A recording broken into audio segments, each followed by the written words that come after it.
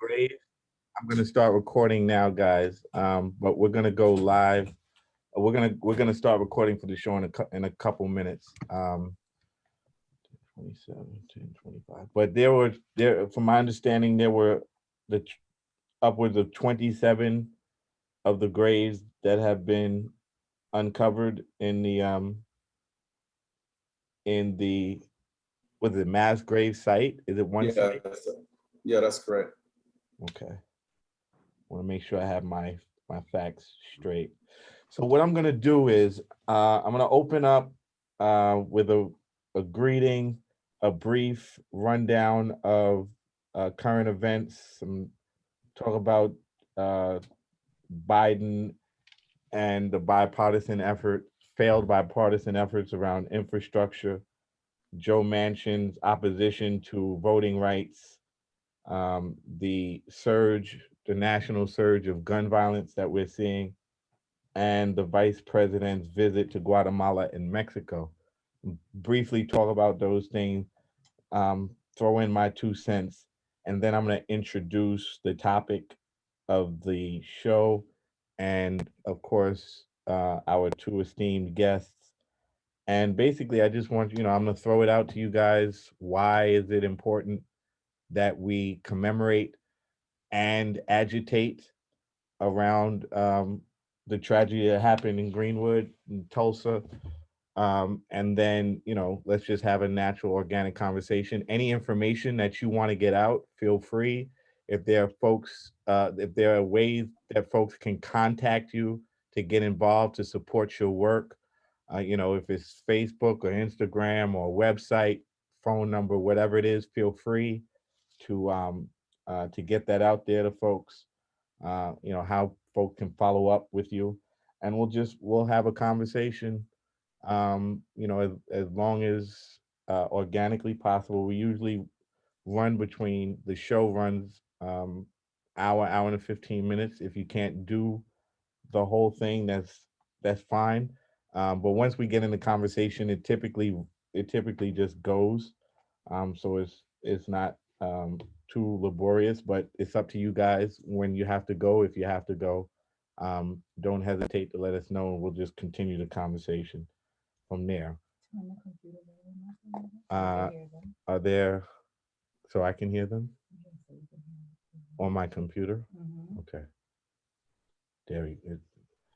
So are we good? Yes, sir. All right, so what I'm going to do is a countdown from 10, and then I will do the greeting, and then we'll go in from there. All right.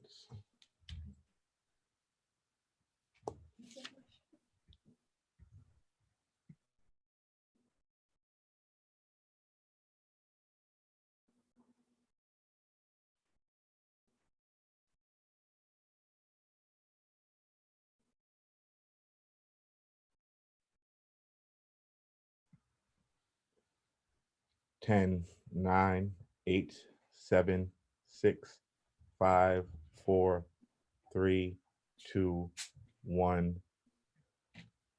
Good morning, good afternoon, good evening, whenever and wherever you are in America, around the world. It's good to be with you. My name is the Reverend Kirsten John Foy, and you are listening to the Justice ClapBack. It's good to be with you all here another week. If you are in the midst of observing everything that's happening in our country, I can guarantee if you are a person of good conscience, you are concerned about what you are seeing around our nation.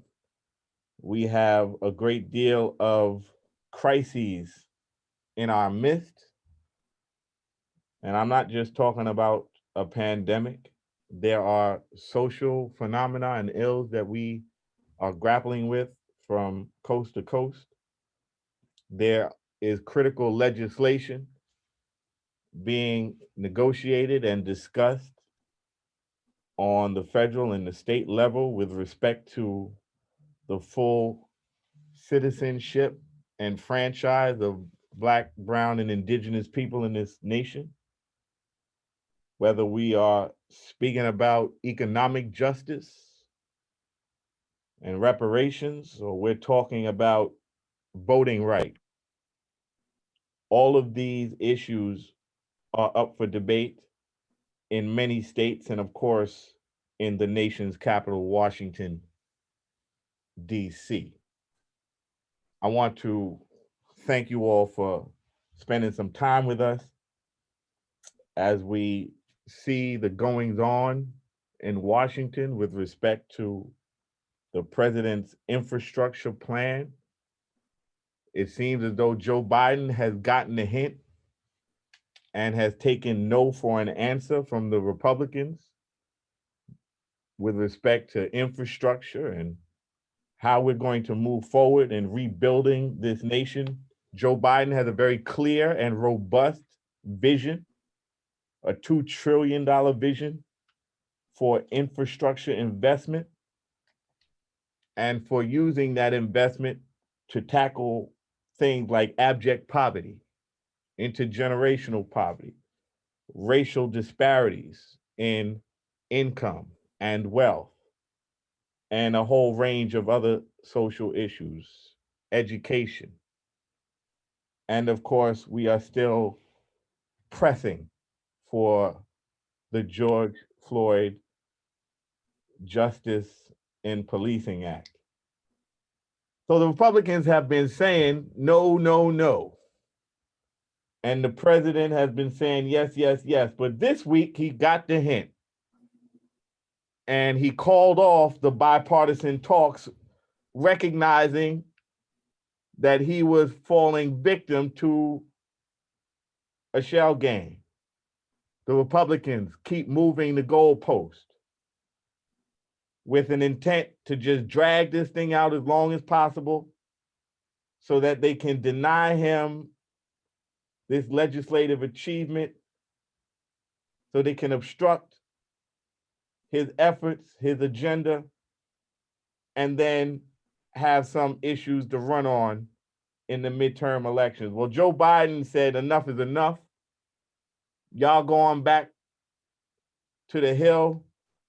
I'm ending these bipartisan talks, and we're going to do what we've got to do.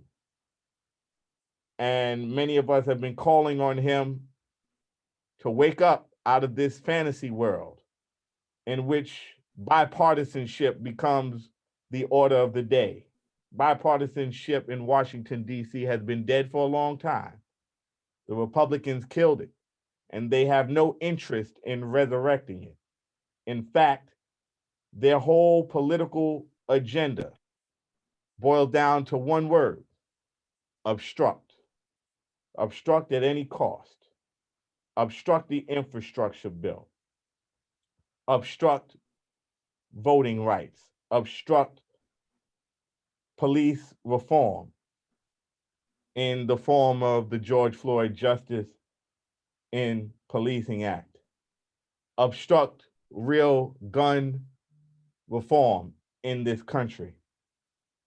This past week in the city of New York, a 10-year-old boy who was attending his family barbecue was shot and killed because of a pre-existing dispute over a parking space. Our children are being gunned down because of parking.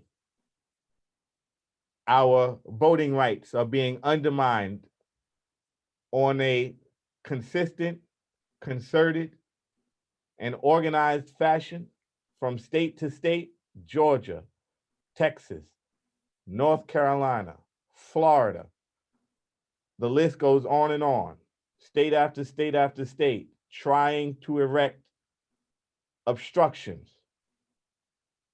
to the vote, trying to suppress voter turnout, trying to oppress an entire electorate that just happens to be Black, brown, and indigenous. And look who seems to be an enabler of the Republicans. It's the very own Democratic senator from West Virginia, Joe Manchin. who seems to be doing the Republicans' dirty work. He's going to be the guy that's going to obstruct from within the party the agenda that the base of the party elected the president to enact. We have got to focus our attention on Senator Manchin. Whether we're talking about infrastructure, Senator Manchin is the obstructor. If we're talking about voting rights, Senator Manchin is the obstructor. Whether we're talking about immigration reform or gun violence or the ever critical debate around elimination of the filibuster, which was the historic tool of segregationists like Senator Eastman to obstruct voting and civil rights progress. Here we are in 2021, and the same parliamentary tools and machinations used by segregationists to stifle progress 40, 50, 60, and 70 years ago is being used today by Republicans and being protected by their enabler, Democrat Joe Manchin of West Virginia. Well, we're going to be sending Joe a real big message. Just the other day, he met with civil rights leaders from organizations, national organizations around the country, where they raised the concerns around voting rights. Reverend Al Sharpton, president of the National Action Network, president of the NAACP, President Johnson, the National Urban League, and others, calling on Senator Manchin to take a second look at his position on obstructing voting rights. And he was kind and conciliatory in the meeting, I'm told. I was not present. But at the end of the day, he came out and he declared he is against. Not that he's unsure, not that he's still in consideration, still deliberating. He is dead set against the voting rights of so many Americans, tens of millions of us. Instead, preferring to allow the states to run roughshod over the franchise, run roughshod over the Voting Rights Bill and the Civil Rights Act of the 60s, run roughshod over all of the progress we've made over the last several decades, because he decides he now wants to be the ex officio leader of the opposition party. Well, Senator Joe, we got some surprises in store for you, homie. We know how to find West Virginia on the map. And we got some big things in store over the summer. We hope to see you at the barbecue, Senator Joe. Enjoy that hot dog while it lasts, because before the end of this year, you will be eating crow.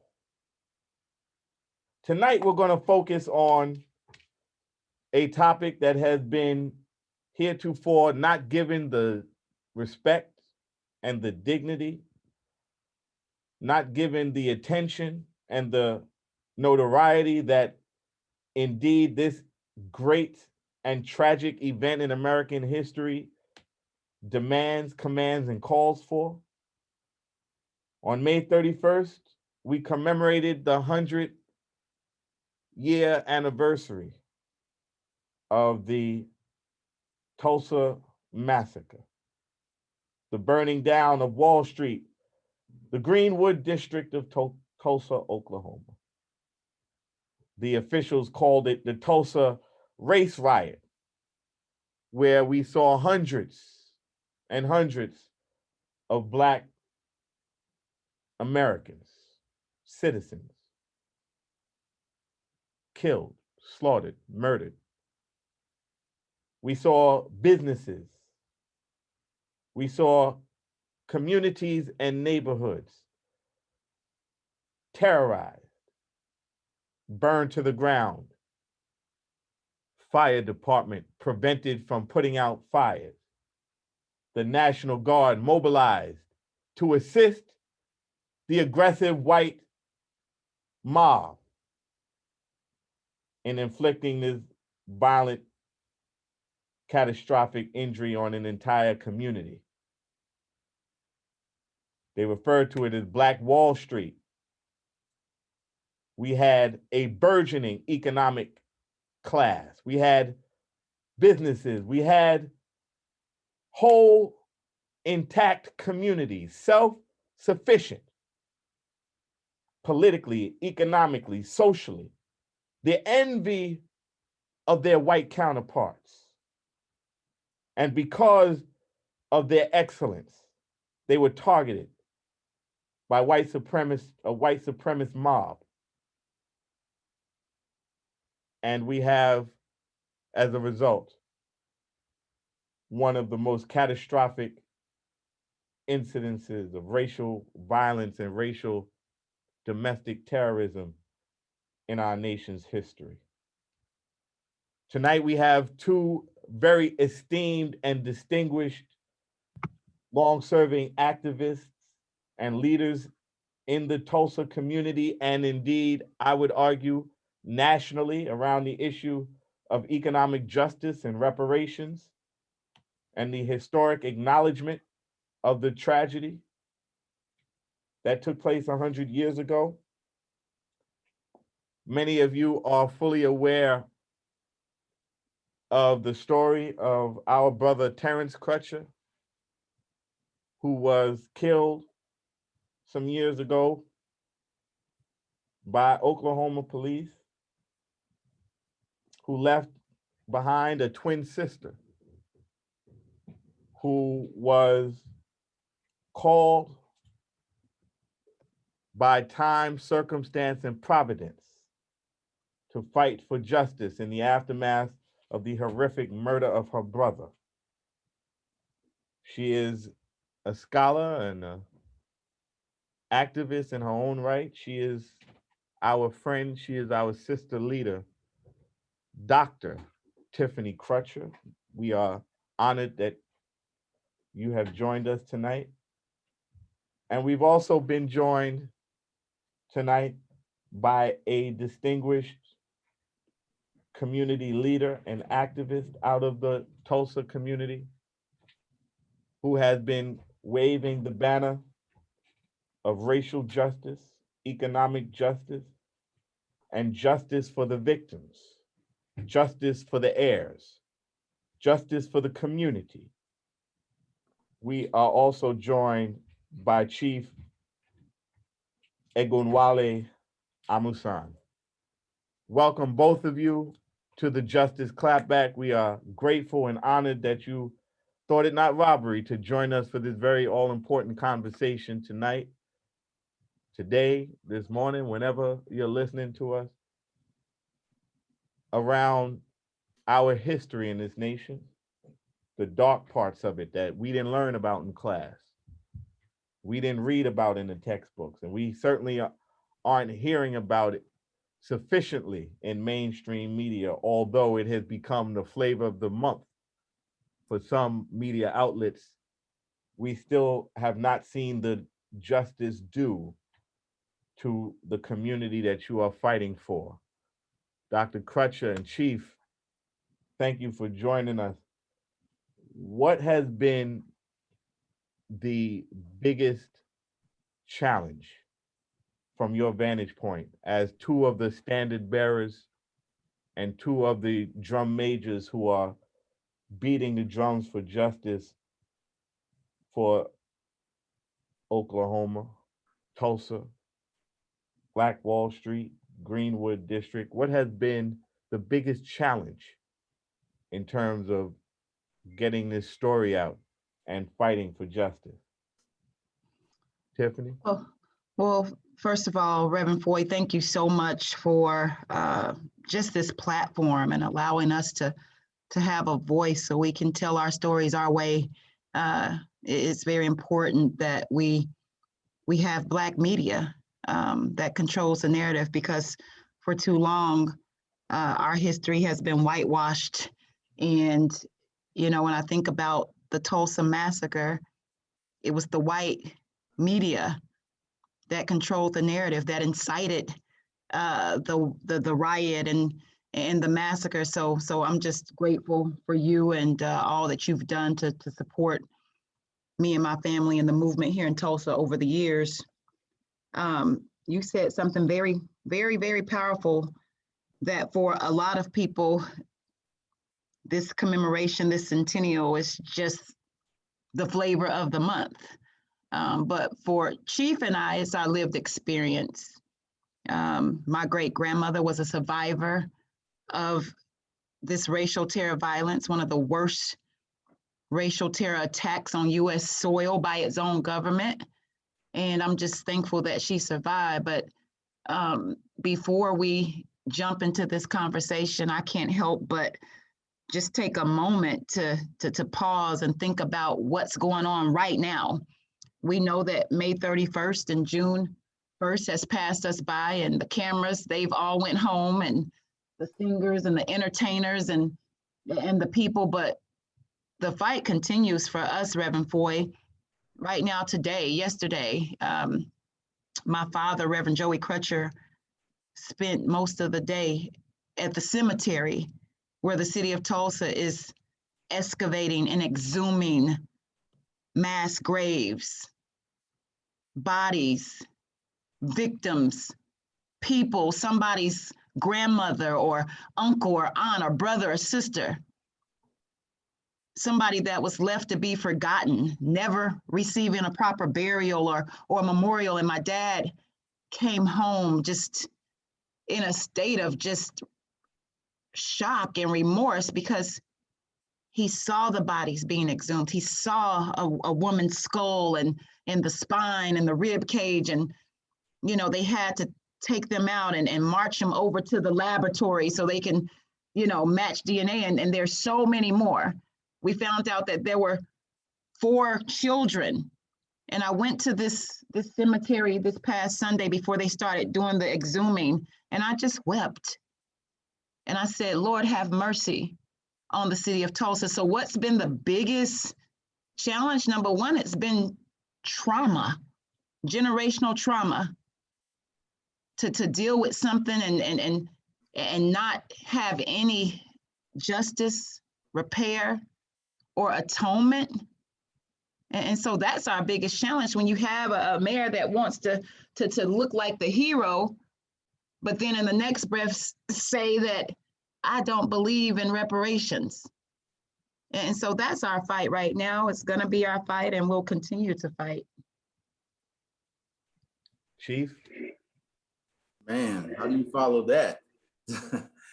So I appreciate this platform and the work and efforts. I'm truly grateful for Dr. Crutcher and the things that she's expressed. I mean, we're still dealing with this conspiracy of silence. We're still dealing with the same obstacles we dealt with in 1921 are present today.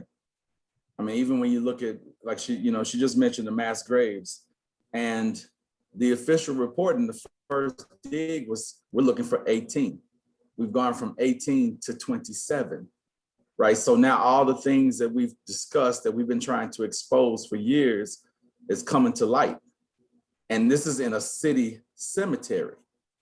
You have a mass grave in a city cemetery. Like, people really need to understand what that means. Like, the very people who are culpable, this is in their backyard, literally, not figuratively, literally in their backyard. And so we deal with this cognitive dissonance when it comes to how people are viewing this experience and or this Holocaust that we've experienced here in Oklahoma. So that's, that's what we're looking at. We're looking at the challenge is really theirs, is their inability to admit and to deal with their legacy, because this is their legacy of oppression, a legacy of trying to maintain racism, white supremacy. Well, we are seeing uh, we are seeing white supremacists all over America rear their ugly heads. They have been enabled in the last several years. They've taken the hoods off, taken the sheets off, come from behind the curtain, Hmm. and they are in our faces, Yes. boldly going where they have no business going. We saw a racial insurrection for the first time in American history, uh, uh, egged on by a sitting president, one branch of government against another branch of government, all in the name of perpetuating white supremacy and privilege. January 6th, let's be clear, was all about maintaining white supremacy and white Mhm. privilege as the order of the day. There was That's nothing. right. There was nothing about it. Wasn't about counting votes. They could care less about counting votes because those same people that were trying to obstruct the vote count on January 6th are now trying to pass laws around the nation to Mhm. obstruct voting. So this isn't about elections. This is about a system of white supremacy and white privilege. Tulsa was about the full unfettered exercise of white supremacist violence against a self-sufficient, fully uh, fully enriched and robust community of entrepreneurs, educators, civil servants, former uh, former service people, people that served their nation in wartime, veterans. This was a thriving and vital community that was burned to the ground simply because they were black. Anybody got any questions about whether or not America is being true to herself today ought to look at Tulsa from 100 years ago and see the similarities between what happened there and what happened on January 6th. It's the same spirit, Mhm. the same intent, That's right. and it's the same forces operating. You had mentioned, and reports are that upwards of 27 individuals have now been uncovered, their graves uncovered. Yes. But we do know that there are a number of survivors as well, right? There are, as of today, there are 3 living survivors that we know of. I think there Mhm. is you all are engaged in a search to find more, but we know of at least 3 survivors. And given the whole conversation around reparations being corrupted by the idea that everybody that was there is dead and gone, and we should not have to pay a price for the actions of people who are not here, or be concerned about making people whole who are not here. But these 3 survivors fly in the face of that argument. Can you talk about how important it is that we recognize that America owes not just these 3 survivors, but the descendants of those who did not survive, the community of descendants that did not survive? And contrary to that, juxtapose that to the communities that benefited off of this destruction and this terrorist act. Because they destroyed this thriving, robust Black community, the white supremacists were able to enrich themselves off of that destruction. And so, can we talk about how important it is to not only make the survivors whole, but the heirs, the community that was left in the wake of this terrorist act, to make them whole as well? Absolutely. I'm just gonna just read 3 quotes from the 3 survivors, and then I'm gonna let Chief piggyback and really talk about what you just stated, but Mother Viola Fletcher is 107 years old. And they testified before the House Judiciary Committee, I think maybe about 3 weeks ago. Flew to DC, first time in their lives in Washington, DC, Mother Fletcher. Wow. And I quote, Mother Fletcher stated, Greenwood could have given me a chance to truly make it in this country. But within hours, all of that was gone. That's Mother Fletcher at 107. And then Mother Leslie Benningfield Randall, who's 106, she said, I survived the 1921 Black Wall Street Massacre. By the grace of God, I am still here to tell this story. And then Uncle Red, that's what we call him, Hughes Van Ellis, a World War II veteran. I will never forget the moment that I sat in that chamber, in that congressional hearing, and heard him say, I went and fought abroad, but when I came back home, I was treated less than. But he said, please, he said this to the Judiciary Committee, please don't let me leave this earth without justice, like so many other survivors. How can someone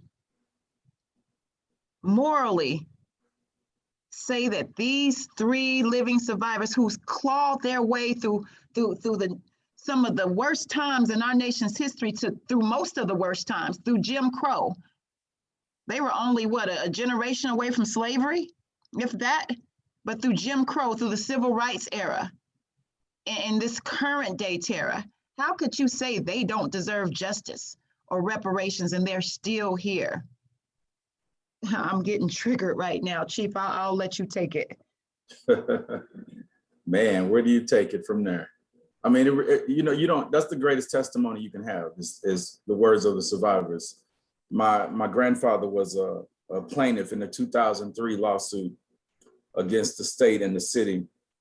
And, I think about all the excuses that have been made as to why reparatory justice can't happen, especially in regards to HR 40, right? Just to study the practices of enslavement and the effects. But I think about even when we had 200 living survivors in the room telling their story, you still negate justice, right? Like, how many of us have to be alive to experience a tragedy to show this country's inhumanity to the very people who built the whole entire country, right? Like, how much more do we have to show our humanity? I often say people should be grateful we're seeking justice and not revenge. They should really be grateful. Well, if we all thought as the oppressors did, the Bible says, envy not your oppressor, nor choose any of his ways. If we were like those who we have resisted, America would not survive as a viable nation. Talk about a civil war. Some are still fighting the civil war. And I think, I personally think our problem is our major strategic error, if I may, Chief and Dr. Crutcher, our major strategic error as a people was believing that the Civil War ended in 1865. It did not end. That's right. That's right. It is being fought now on different fronts and been fought, from the end of Reconstruction to the Black Codes, to Jim Crow, to mass incarceration, to redlining, to all of these institutions and systems that were erected to maintain the order of white supremacy. That's not stamping out the legacy of slavery.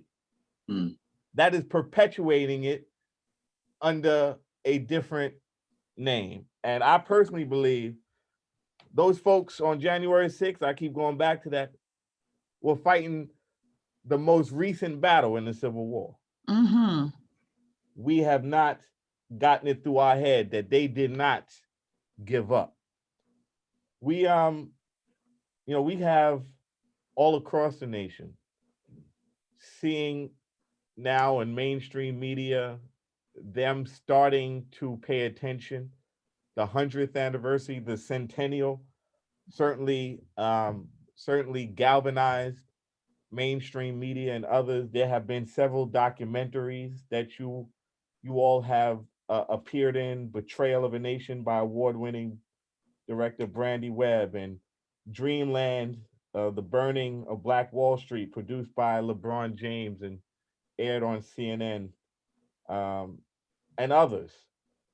Do you think now that in this moment we have the attention of America, that we actually have an opportunity to advance the cause of not racial justice, big picture, but the very specific cause of economic and racial justice and reparations for the community of Tulsa, for Black folks in Tulsa, for the descendants?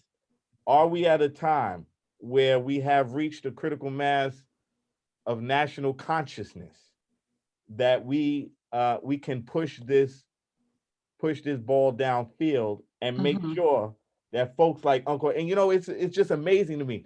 Uncle Red served in World War II. World War II happened after. This man served his country after his country destroyed his community. Wow. Wow. The strength that it takes, the strength of character and commitment to freedom, because I'm sure he wasn't there just fighting for the red, white, and blue. I'm sure he had his people in mind. Yes. When he saw that Nazi and fascist threat to the world. Yeah. I'm sure he was carrying Greenwood in his heart when he was pushing back against those hate mongers. But imagine the constitution you have to stand up and fight for a nation that destroyed your community and told you to go pull yourself up by your bootstraps after they burned your boots. Right. And you know what's so powerful? What Uncle Red said after all of that? He said, "I still believe in America. I still have faith in America." I mean, if I could just be as half as I don't even know. I'm just not there yet. I'm not there yet. But do you think we're at a point now, because all eyes have been on Tulsa, that we can get this across the finish line? You're right. I mean, we have all of these documentaries. So many people are touching down on this sacred soil, but we had, for the first time in 100 years, a sitting president come to Greenwood and acknowledge what happened and actually say Black Wall Street, Tulsa Massacre for the first time. And we had the Congressional Black Caucus right here on this sacred land saying, "We got your back, Greenwood." We had civil rights legends.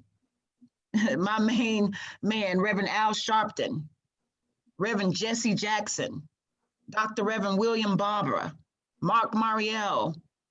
We had all of these people. Like you said, hundreds of media outlets. The Chinese news was here.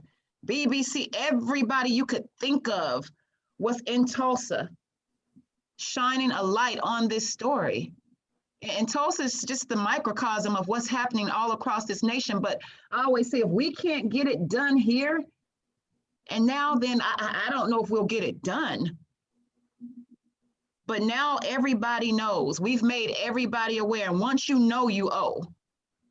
And I had the opportunity, me and my father, to welcome President Biden to Tulsa. And he gave a very moving speech, but he fell shy of saying reparations. If there wasn't a time to say it, it was that weekend. If there was a time, it was that weekend, that moment. But there was an acknowledgement that has never been made. And so we're going to, stay encouraged by the acknowledgement and use that as a stepping stone to say, okay, what's next? and it has to be reparations. It has to be about justice. And in my private conversation with him, I thanked him for coming to meet with the survivors, because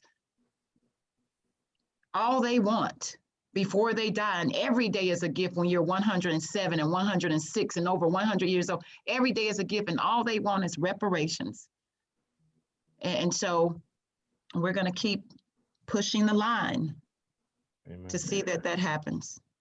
Chief, did President Biden's visit to Tulsa and his acknowledgement and his recognition of what happened to Black Wall Street, was that a source of hopefulness, or did you get the sense that this was more politicking and placating the base? You know, Black folks made Joe Biden president and Kamala Harris vice president, so they know they've got to dot some I's and cross some T's. But did you get a sense of hopefulness, or did you get a sense that this is more the same? Well, you know what? I mean, I'll be blunt and honest. You know, with my grandfather being a former plaintiff in 2003, and then going to the Supreme Court and not being heard, very little impresses me. That does not produce like it has to produce, and I'm aware of what Tulsa could produce, and I think that's what we need to really focus our energy on, and getting the awareness that this is taken in across the nation. Once all the other states really begin to get it, like Johnny Cochran said it best. I was working his security when he was the lead attorney with Dr. Professor Ogletree in 2003. And he said, if we win Tulsa, we win everywhere. And America knows, the president knows that if we win Tulsa, if Tulsa gets justice, it sets the domino effect in motion for every city in the United States, right? Like Tulsa is HR 40. No matter how much people talk about HR 40, Tulsa is the study for reparations. That's right. You know what I'm saying? It is very evident that Tulsa is the study for reparations. Why else would we be waiting 100 years to give these people who are still living justice? Why would we still be waiting if it didn't have any power? All the power is in the hands of Tulsa. Like it is the source of liberation and justice when it comes to that. We just can't afford to underestimate the degree of power that we actually have with this narrative. You're talking about a state that had 50 plus Black towns in it that could have been an all Black state. So the degree of damage is unlike any place. It's unparalleled, because what happened in Tulsa affected all of those 50 Black towns and every generation to follow it. The study is very clear. The damage is very evident, and the parties who are guilty are still present, whether it's in the form of an institution or the form of infrastructure that damaged our institutions via urban removal. It's very clear, it's very evident, right? We don't have, like Mother Fletcher don't have time to negotiate. She don't have time to compromise. Right. She don't have time for somebody to make a decision in some room when you standing right in you stand in the face of somebody who could not be there tomorrow. Mm-hmm. She don't have time to wait on somebody to make some conscious decision that should have been made 100 years ago. We've seen reparations paid to other communities. We've seen reparations paid to Japanese Americans who were interned during World War II. We've seen reparations, albeit deficient and nominal, paid to some Native and indigenous peoples. Why, whenever it comes down to Black folk, there's always a but. There's always a caveat, a qualifier. So we can pay reparations to families and descendants of those interned in camps during World War II. But Black Americans who fought and died for this country, who helped build this country and make it the greatest empire in the history of the world, Black Americans who maintain not just their station as devoted, loyal citizens, committed, as Uncle Red so articulately expressed, committed to the ideals of America? Why, when it comes to us, there's always a reason why it can't be done? Why cannot we have this conversation, whether we're talking about HR 40 and reparations for Black folks, or we're talking about the very parochial, very specific reparations due to Uncle Red and Mother Randall and Mother Fletcher? These are people who are alive, who were injured in their lifetime by this government, who were part of a community that was injured by a mob, enabled and supported by a government. That's right. That we have this conversation about, well, we have this hemming and hawing. It's time to pay up, and there's no legal justification for denying people like Uncle Red, Mother Fletcher, Mother Randall specifically, and any of the other living survivors, not to mention the descendants of those who were slaughtered and who were terrorized on those 2 days 100 years ago. What is the problem, Joe? President Biden, what is the problem, man? I don't understand. You like calling people man, so don't take this disrespectful, President Biden. But what's up, man? What are we really talking about here? What are we really talking about? You're gonna let Mother Fletcher, and you're gonna let Mother Randall, and you're gonna let Uncle Red, who fought the Nazis for this country, who fought the Japanese imperialists for this country after y'all destroyed his community and robbed him of all of his possessions. Afterwards, he still fought for this country, and you can have the nerve to look at them in their face and say, but? What are we talking about, President Biden? I'm sorry, I just went on a little rant there. Y'all don't have to acknowledge that. Well, I'm gonna jump back down here locally to Mayor G.T. Bynum, who said that he just doesn't think that citizens today should pay for the crimes of people 100 years ago. He doesn't believe in direct cash payments, but I can't help but think that when the businesses were starved during the pandemic, they found hundreds of millions of dollars to bail out white businesses and give them payments and keep them afloat. But when it comes to Black people, as you say, I can't help but think about today. We were just at City Hall just asking for $500,000 within the city budget to expand the critical response team from 3 days a week to 24/7. Just $500,000 so we could stop this police violence and police officers going to mental health calls or folks who are in mental health crises because police officers don't know how to deal with folks when they're in crises. We just need a 500, and they can't find that. The mayor's office is saying, no, we don't want to do it. But they will find it for the Humane Society. They'll find it for museums and history centers. They will find the money.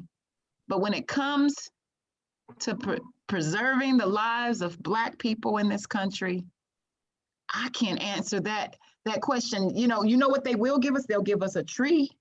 They'll give us a mural. They'll give us a marker. They'll give us a Medal of Honor. One of the grandsons of Tate Brady, who was one of the founding fathers of Tulsa and the Klansmen, who was responsible for the massacre, a white supremacist. His grandson emailed me a week before the centennial saying, how powerful would it be, Dr. Crutcher, if a descendant like yourself of a survivor and a descendant like myself of the perpetrator, if we came together during the 100-year anniversary and planted a tree And he said, I know I've benefited off of what happened and off of the burning down and the looting and the stealing. I've benefited from it, but let's plant a tree and reconcile. And I couldn't do anything but chuckle to keep from crying and cursing. That's all they think we deserve is a damn tree. Excuse my French. Cut the check.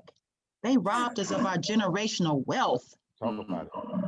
Talk about it. And the mayor, I was gonna let you lead into that conversation before I lean into him.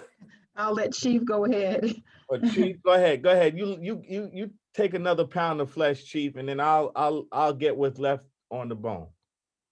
Yeah, I got to go back to that tree. I mean, we know why they offering us a tree. We do, because one of us gonna be swinging from it. There you go. Oh my. There you go. Symbolic reminders, right? Should you act up, we got something for your next generation. By the time this tree is grown, right? We so naive when it comes to this country. Like, I mean, I'm just going back to this thing, like, why won't they pay us? Why won't they give us repair?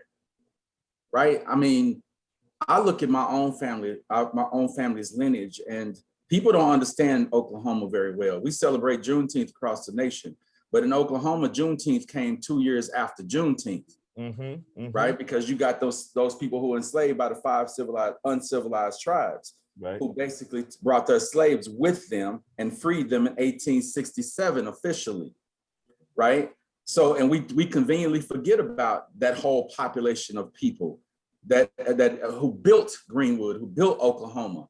We conveniently forget about them. The reality is this: if they won't make if they wouldn't make the native people uphold their treaties, agreements, legal agreements that they were bound to, then why would we think that they would do us right? If you won't even enforce your own governmental laws, your own force tribes to go along with their treaties. But on another note, what we really need to be asking is, what's taking all these other groups who have received reparations so long to support our efforts, right? Like, those should have been our first allies, should have been the first group of people who came and said, you know what, we know now, we know how important this is, we know how valuable this is, we know what it means to have your dignity restored. When it comes to this idea of reparations, particularly in Oklahoma, we're very aware of the fact that the same people who burned down Greenwood, those benefactors are still present today. Like, when we think about our current mayor and his relationship to the past of Tulsa and where we are today in Tulsa, and we think about the fact that his grandfather built the same highway that destroyed Greenwood. Like, what a legacy, right? These are the things that we are, those of us who live in Oklahoma and Tulsa, Oklahoma, think about. Like, who are these people who built their whole legacy, who built their empire off of our blood, off of our sacrifice, right? Like, and then you start to understand why they can't relinquish. Yeah, we live in a city where you can't even remove a street name without a fight. A Klansman's name on a street. Like low-hanging fruit. Like strange fruit? Very strange. We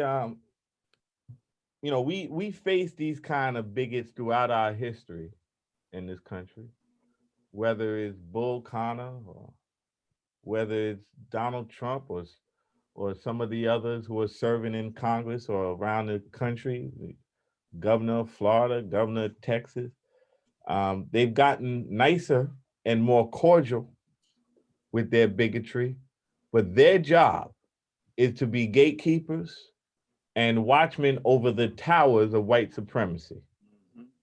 And their job is to maintain the legacy that their fathers and forefathers handed to.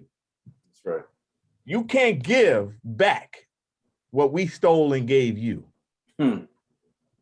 You can't give an inch back, because that's not what we do. We take and we advance.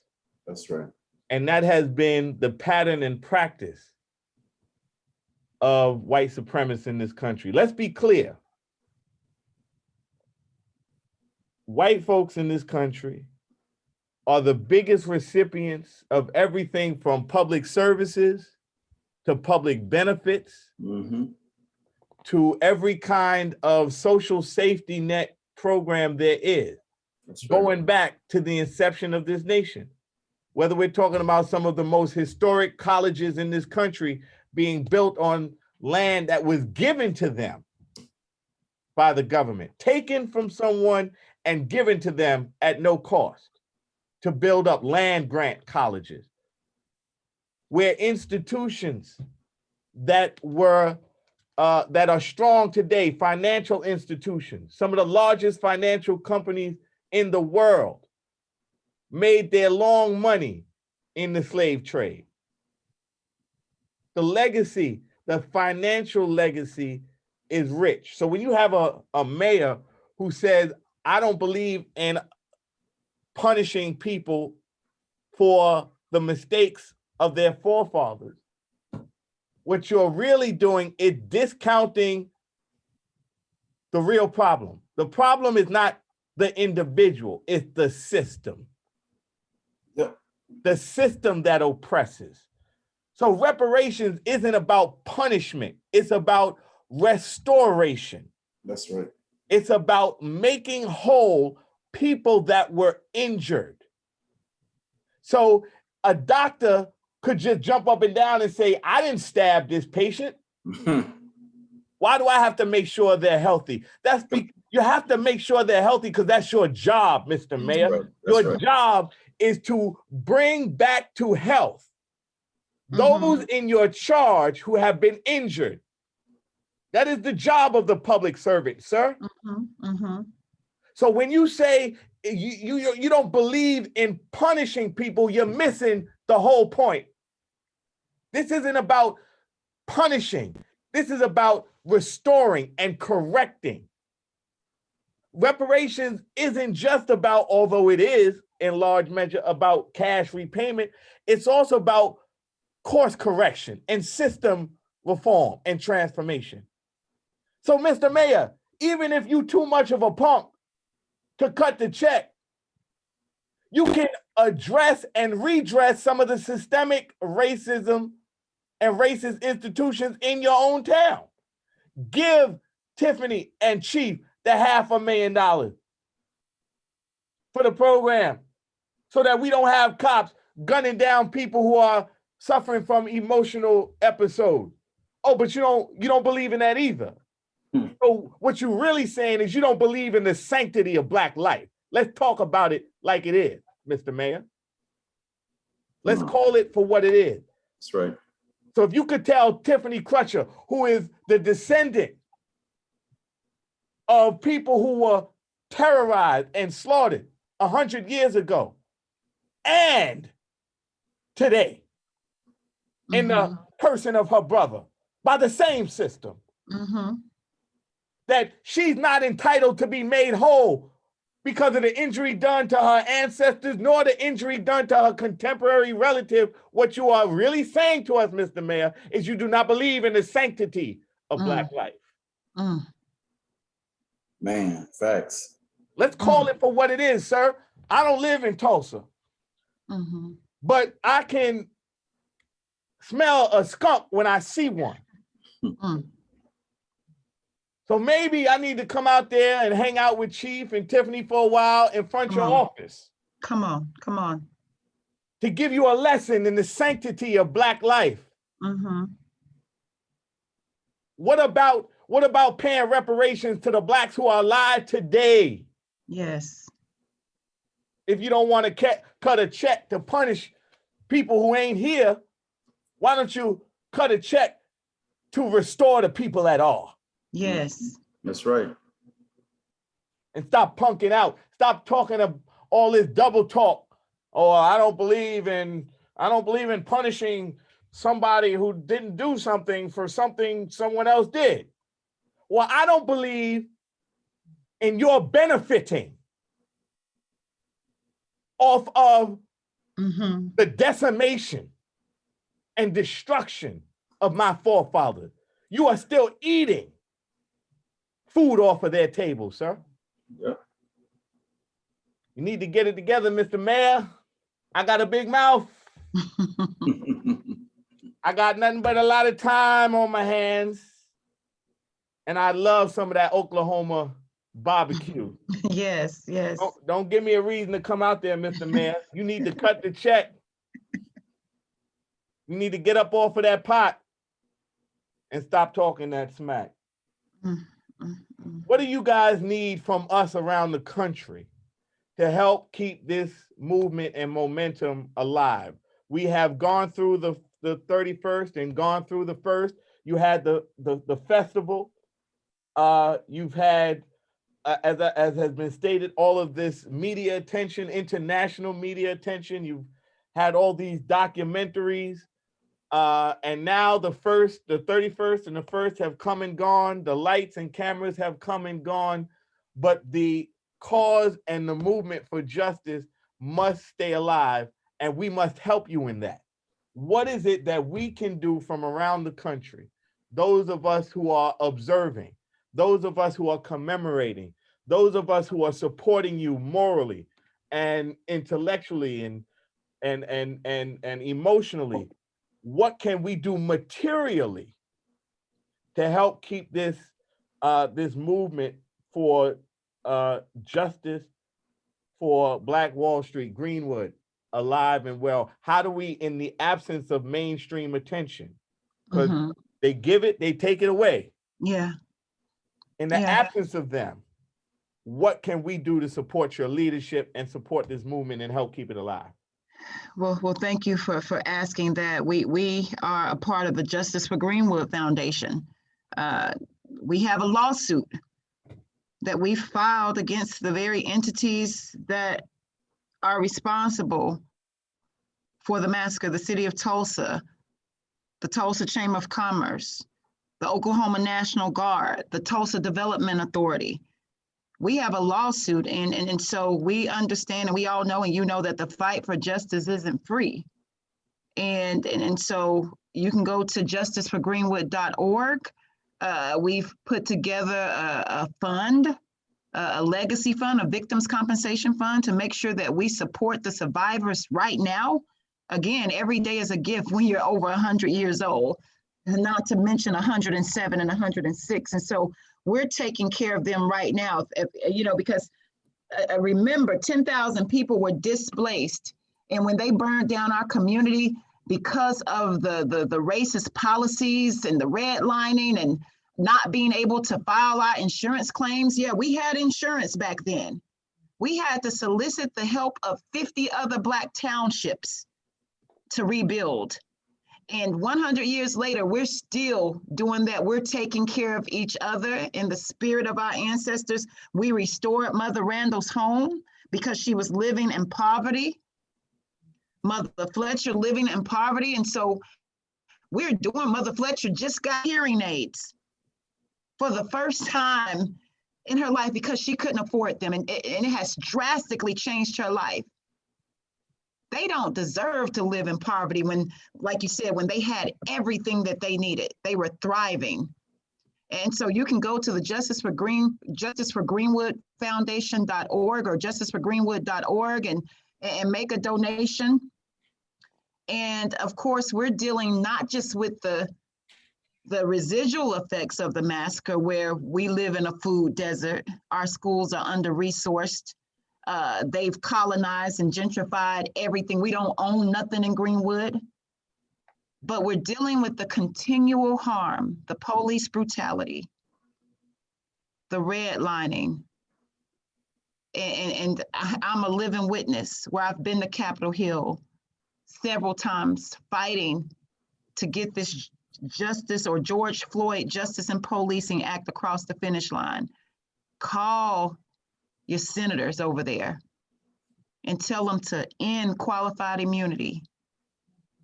That's what we need. We need your voice. We need for you all to share these stories, because it's bigger than George Floyd, Breonna Taylor, Terrence Crutcher, Botham Jean, Eric Garner. Tamir Rice. I can go on and on. It's just so many. Just call their names. Just send them a list of those names and say, this is why we need you all to end qualified immunity, repeal that doctrine. And so that's what people can do. And then, of course, just flood Tulsa's mayor with emails. But if we're all speaking the same language and screaming reparations now, I think that's what people can do that's tangible to help us in this fight for justice and reparations and the continued harm that we're dealing with in Tulsa with my fight for police accountability. What is what's that man's name again? GT Bynum. G, for y'all that need to know how to spell GT, it is G followed by a T. Bynum, mayor of Tulsa, Oklahoma. Y'all can Google him, get the office number, get the email number, get the fax number, get the address, and let him know how you feel about his bogus stance on reparations. You don't want to cut a check for what happened 100 years ago? Cut a check for what happened to Terrence Crutcher. Mhm. So that we have the institutions in place, the systems in place to avert further unnecessary loss of life as a result of police violence. Chief, what can we do? Everything Dr. Crutcher just said, it all in caps. I mean, in other words, just follow our instructions. That's it. That's it. There are no options. It's non-negotiable, right? Yeah, that's it. I want to commit tonight. I'm going to, before the night is out, I'm going to make a contribution to the Legacy Fund, $500 for Yes. Mother Fletcher, $500 for Mother Randall, $500 for Uncle Red. Wow. Totaling $1,500 because wow. These are our people.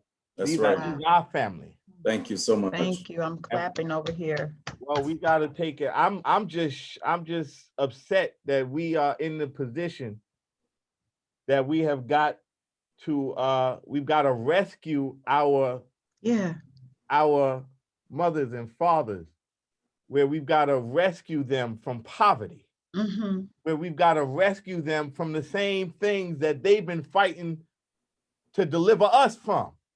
Right. They built Greenwood so that their children would not live in poverty. That's right. They built Greenwood so that generations to come would be able to live out their dreams and aspirations. And here we are having to rescue them after they've sacrificed so much for me. So the least I can do is make a contribution to the fund that's helped keeping them afloat, especially since GT.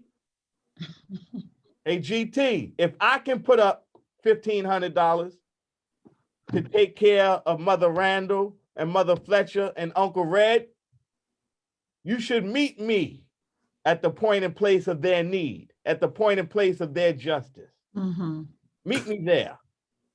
Cut them the check. We ain't got to be all philosophical about it. We ain't got to be all pontificatory. I just made that word up. I like it. Do that. I do that all the time. We could just be straight. Cut the check, Doc. Cut the check, GT. Cut the check. Well, I'm going to give y'all the last word. We're wrapping up. I'm very grateful. You've been more than generous with your time and your expertise and your testimony about how we still have a long road ahead of us to ensure justice, to restore that which was destroyed and taken away from an entire community. You've given us some homework. We've got to reach out to Mayor Bynum, GT Bynum, and let them know how we feel about nonsense. And we've got to reach out to our senators We've been admonished by Dr. Crutcher to reach out to our senators to let them know how we feel with respect to the George Floyd Justice and Policing Act. We got to get it done. There's no other alternative. We have got to set the table with accountability, with transparency. We've got to, as has been said, we've got to eliminate qualified immunity. We've got to establish a national registry of bad cops so they can't hop around from one jurisdiction to another jurisdiction, killing one Black, brown, or indigenous person after another. We've got to put in systems of accountability to undo the damage that the criminal justice system is inflicting on our communities today. And of course, economic justice. We need reparations Yes. for the descendants and the survivors of the Greenwood Massacre in Tulsa, Oklahoma, May 31st, 1921 through June 1st of 1921. I want to thank you both. I'll give y'all both the last word. As y'all know, I'm a preacher. I got a mic in front of me, and it's hard. It's hard. Turn it off. It's hard, but I'm going to do it for you, Dr. Crutcher. You are a hero. I have watched you press through some of the most trying and turbulent times that a person can be challenged by and with, and come out as pure gold. You are not just an asset to your family and to your brother Terrence's legacy. You are an asset to the community and the nation at large. You are a national voice for justice. You are a national voice for Black excellence and dignity. Nobody mailed you your doctorate in the mail after you wrote a check. You earned it. Right. Nobody felt sorry for you and gave you a title. You earned it. And because of your commitment to excellence, we are a stronger people. Chief, yes, we are. Chief, your lifelong commitment to justice, whether it be social justice or economic justice, has kept us moving and progressing. And I want to thank you for your leadership, both of you. I'm going to shut up and give either one of you the last word. What do you want the Justice ClapBack family to walk away from knowing this evening about our struggle and our history? Give us a word of encouragement or admonition, whatever your heart desires. I'll just be 60 seconds, and then Chief, I'll give you the last words. But I just want to say thank you again, Reverend Foy. I mean, since 2016, you all have been here with us on ground, and just always welcome me when I've come to New York. But I just believe that we're stronger together. I saw that here over the last week when beautiful Black people touched down in Tulsa. Every organization you can think of came down to support our fight for economic justice, for social justice, for everything from National Action Network, the Urban League, the Poor People's Campaign, the Congressional Black Caucus, the Equal Justice Initiative, the Human Rights Watch, the NAACP Legal Defense Fund. I mean, I can go on and on. The Arc of Justice, don't forget us. The Arc of Justice, yeah. I mean, you stay, saying, hey, how can I help in my Instagram inbox? Always saying, hey, let me echo your voice. The Arc of Justice and the United Justice Coalition and Rock Nation with Jay-Z and Angela Rye and Tiffany Cross. I mean, so many people came together, the Black media, Jelani Cobb, and I mean, everybody. And so that's what I want for us to take away. Karen Hunter, everybody was talking about Tulsa, Mahogany Books, my girl, Ramonda Lark there in DC, DeMarco Morgan with CBS, Gayle King. I mean, Jay-Z met with the survivors and they put up billboards 3 huge billboards and made sure that we had everything we needed. And so forward.us, so many folks, Storyfile. I just can't stop. The line is long, but we came together, and there's an African proverb that says when spider webs come together, man, they can tie up a lion. And we got to keep coming together because we all want the same thing. There's different pathways, but long as we converge on justice, I believe we'll be able to slay this giant. And so again, thank you so much. Just keep us in your prayers. Pray for my family. I just lost my mother to COVID-19 this past January. She'll never see justice for Terrence, but I know she's looking down proud and cheering us on down here, me and my dad. And we're going to get it because those who believe in freedom cannot rest, and we won't rest either. Thanks again for having me. My deepest prayers and condolences on your mom. I know she and Terrence both are watching over you and guiding and protecting and keeping you. And we are blessed to know that. Chief, any parting words for Yes, our sir. ClapBack family? Absolutely. Thank you again for just this powerful opportunity to speak truth to power and speak and give power to our people through the truth.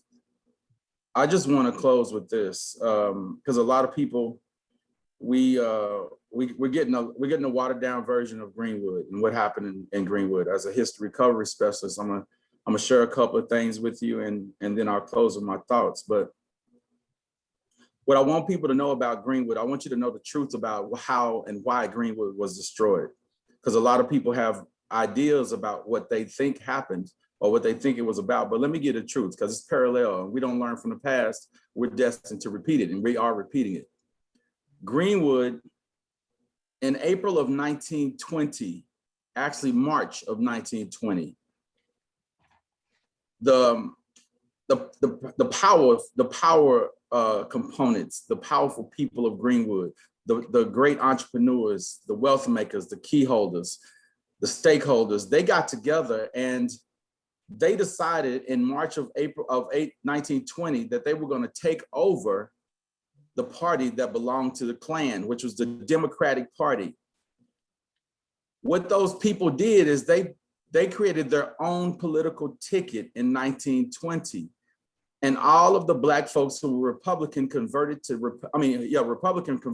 Democrat and literally took over the Republican Party in 1 month. So in April of 1920, the election came and Greenwood developed its whole entire ticket from the mayor to the lowest level commissioner. When they had the vote in April of 1920, they only lost the entire ticket by 205 votes. Wow. At the rate that the population was going in Greenwood, the city of Tulsa would have belonged to Greenwood by the next election. That could not happen. That's the truth behind why they destroyed Greenwood. The other component is people think we didn't defend and fight for Greenwood. The first night, May 31st, we beat the city of Tulsa. Don't say a mob came into Greenwood. The city of Tulsa came into Greenwood. And we beat them on the night of May 31st. They recovered and recouped overnight from midnight to 5 a.m. But we defended Greenwood and won that first night. That's what most people don't know. The last thing, money for reparations. It's not that you hear all these people spout this rhetoric about, well, if you give Black folks money, they're just gonna go out and spend it and waste it. That's not the fear. The biggest fear is what we'll do with it. We can't let nobody fool us about that. The biggest fear is, what will we do with that money? Even if 50% of the Black population did something strategic and methodical with that money, that's enough to transform our situation, our current economic situation in the United States of America, and America knows that. It's the fear of what we would do with it, not what we won't do with it, or what they think we're gonna probably do with it, all the speculations. That's what they're trying to convince us to think. We are a new people, and the actions that we're seeing now, this political oppression, all of the things we're seeing today, are the same things we saw then. We just got to wake up to that truth. And now is that time. You've given us some very insightful historical context in terms of the political organizing.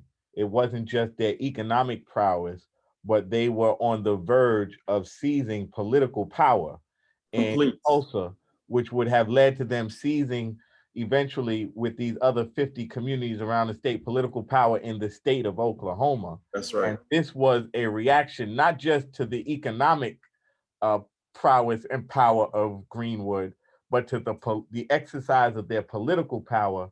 And the white folks were not about to have none of that. That's right.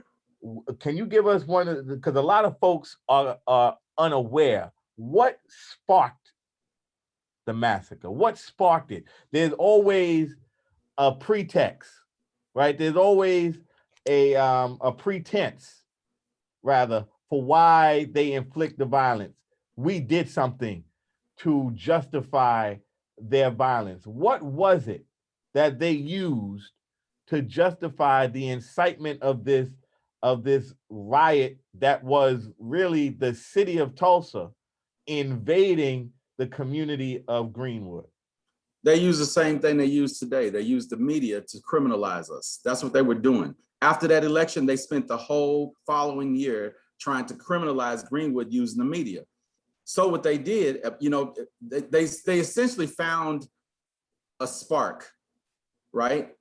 Which was this supposed incident between a Black teenage boy and a white teenage girl, and a supposed event that occurred in an elevator that led to rape accusations, which was simply used as an impetus to create a terrorist attack, right? And it wasn't that simple, cut and dry as most people think it is. Because at 4 p.m., people went downtown because there was rumor that people had invaded the courthouse building like they did on January 6th when they went to the Capitol building. Same exact scenario, right? Then when it didn't spark off the way they thought it should, and nightfall, fell because the sheriff reassured the people in Greenwood that everything was okay. So about 9 p.m., they sent an agent provocateur to Greenwood to go and say, hey, they just invaded the courthouse building, which was absolutely false. So now you start to see the mythology, how methodical it was, because you just created the scenario, you created the impetus, the fuel that was needed to spark off this event. Because now all these brothers, these veterans, members of the African Blood Brotherhood, go to the courthouse building to say, we're going to defend Dick Rowland. But that was necessary so that when you created the next event, which was total decimation of Greenwood, absolute total decimation, because it was about land, it was about killing that power source that those people had, political power and land power. Those were the two most, if you got political power and land power, you got everything, literally. That's right. So the whole idea was, we need an event that will create all of the fire we need to make this happen, and then blame the victim after the massacre, right? You can't blame them if you don't you have to create a hostile environment. In other words, they needed to incite a so-called riot for a riot to actually exist. They had to basically, what's the word I'm looking for? They had to manufacture an event that was inevitable. And that's what they did. They manufactured an event based on false information, and those people responded to it. And the after effects were unparalleled historically. So much so, people don't ask the right questions, like, why did they need to bomb Greenwood? They had to bomb Greenwood because they were losing. That's my next, you were getting to my next one. They successfully defended that first night, but what tactically changed? What was the tactic? How did the city of Oklahoma, vis-a-vis this mob, how did they flip the script tactically? Since there was a successful defense of Greenwood by the Brotherhood, how did they flip the script on them? They flipped the script by doing air reconnaissance, right? This literally became a war front. and you got these trained World War I veterans who are prepared to defend Greenwood by any cost. So they did reconnaissance first and flew around to figure out where the strong points were at and what they needed to destroy, right? So what you do is you do a reconnaissance mission, you survey the land, you figure out where all the prominent, where the main fighters are located, which were the 3 dominant hills in Greenwood: Brick Hill, Standpipe Hill, and Sunset Hill. The brothers knew, get the high points and we will defend Greenwood forever. Once they brought the planes in, that was the game changer. And they cut the telegraph lines so that they couldn't call for reinforcement, nor could anyone call the governor. Right? Because if you can't call the governor, nobody's going to declare martial law and stop this terrorist attack. Well, history, if you don't know it, you're doomed to repeat it. The story of Greenwood, Tulsa, Oklahoma, 100 years later, is the story of Black folks, not just in 1921, but in 2021.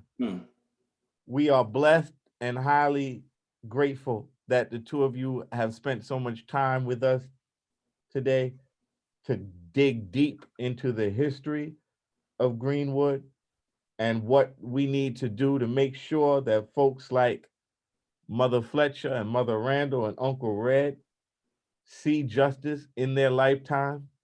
We're grateful to them for their sacrifices. We're grateful to you too for your sacrifices.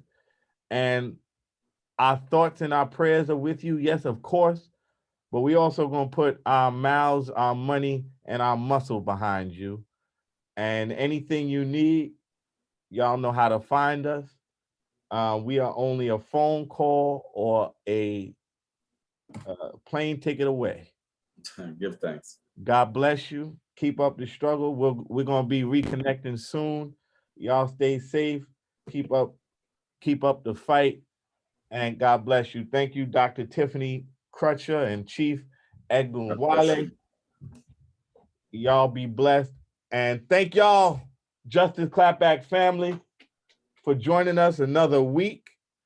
We had a very robust and enlightening, informative, educational conversation tonight, today, this morning, whenever and wherever you are listening to us. God bless you. Stay safe. Stay masked up. Stay socially distant. I don't care what nobody tell you. We ain't back where we was before. God bless you. Love y'all. And see you next week. Love you too.